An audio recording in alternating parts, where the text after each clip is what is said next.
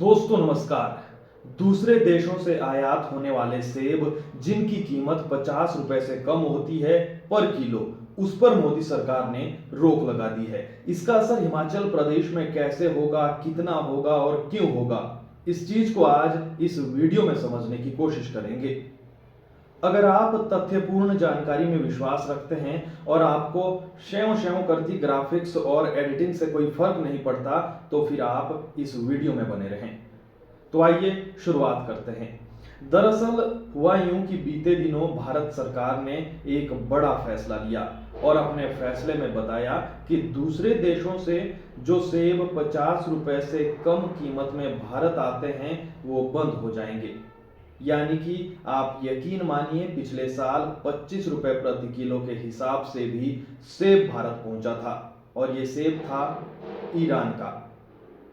जब अब ईरान का सेब 25 रुपए किलो भारत पहुंचा तो उस सेब को कई गुना ज्यादा कीमत पर हिमाचल का सेब बताकर भी बेचा गया, क्योंकि कश्मीरी सेब तो बिल्कुल अलग होता है और विदेशों से आने वाले इन सेबों को देखकर अंदाजा लगा पाना मुश्किल है कि ये सेब ईरान से आया है, हिमाचल का है या कश्मीर का है।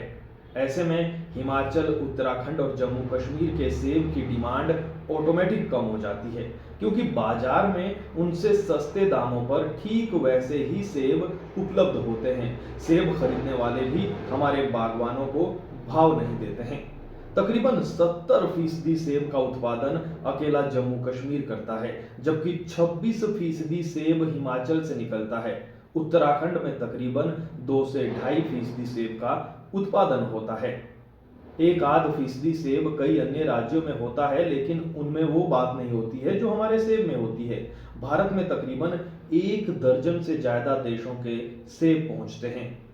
विदेशों से आयात होने वाले इन सेबों पर अभी इंपोर्ट ड्यूटी 50% है।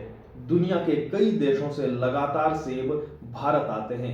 न्यूजीलैंड, तुर्की, इटली, चिली, ईरान, ब्राजील, यहाँ तक कि अफगानिस्तान से भी सेब भारत पहुंचता है और ये आयात साल दर साल बढ़ता ही जा रहा है।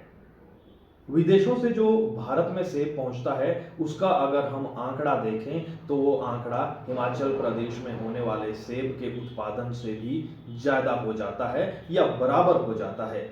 तकरीबन अगर हम बात करें 2021-22 के दौरान की, तो तकरीबन 6 लाख मैट्रिक टन सेब का उत्पादन हुआ, जबकि इसी अवधि में तकरीबन 5 लाख मैट्रिक टन सेब का आयात बाकी देशों से हुआ। यानी कि औसतन ये आंकड़ा हिमाचल में होने वाले सेब उत्पादन के बराबर है और उत्तराखंड में होने वाले उत्पादन से तो कई गुना ज्यादा है।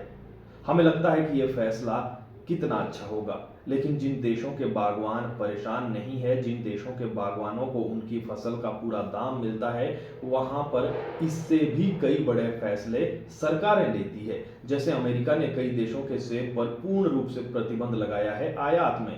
कई देशों ने सेब पर 100% इंपोर्ट ड्यूटी लगाई है, जो इस वक्त भारत में 50% है। अब इस फैसले का आने वाले समय में असर क्या होगा? दरअसल केंद्र सरकार के इस फैसले से अब विदेशों से न्यूनतम 50 किलो की दर से सेब खरीदा जाएगा।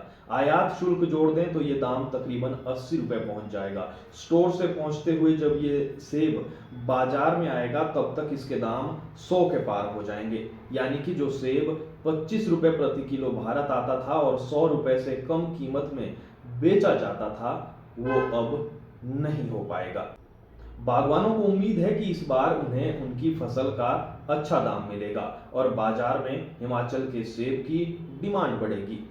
निष्कर्ष पर बात करें तो इस फैसले से कुछ हद तक बागवानों को लाभ मिलेगा, क्योंकि सेब के आयात पर रोक भी कुछ हद तक ही लगी है। हिमाचल का जिक्र हम बार बार इसलिए कर रहे हैं क्योंकि हिमाचल में हालात आप सभी को मालूम है। 5 साल बीजेपी आती है, कर्जा लेकर प्रदेश चलाती है। 5 साल कांग्रेस आती है, कर्जा लेकर प्रदेश को चलाया जाता है। प्रदेश की आमदनी कैसे सुधरे, इस पर जो है ना तो गहन चिंतन होता है और ना ही कोई बड़े फैसले लिए जाते हैं। हिमाचल में आय के 2 प्रमुख साधन हैं, एक है किसानी, बागवानी और दूसरा है पर्यटन।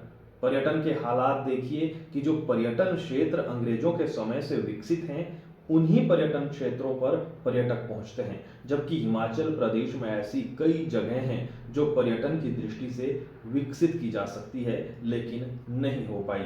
खैर, इस मुद्दे पर फिर कभी बात करेंगे। हिमाचल जम्मू कश्मीर के बाद सबसे ज़्यादा सेब उत्पादन करता है। प्रदेश में तकरीबन 4 लाख से ज़्यादा बागवान है। शिमला की बात करें, कुल्लू, किन्नौर, लाहौल स्पीति, चंबा, मंडी और सिरमौर के कुछ हिस्से में सेब की अच्छी पैदावार होती है। फिलहाल के लिए इतना ही। वीडियो से कोई शिकायत हो तो हमसे साझा करें। वीडियो अगर पसंद आए तो अपने अपनों से साझा करें। नमस्कार।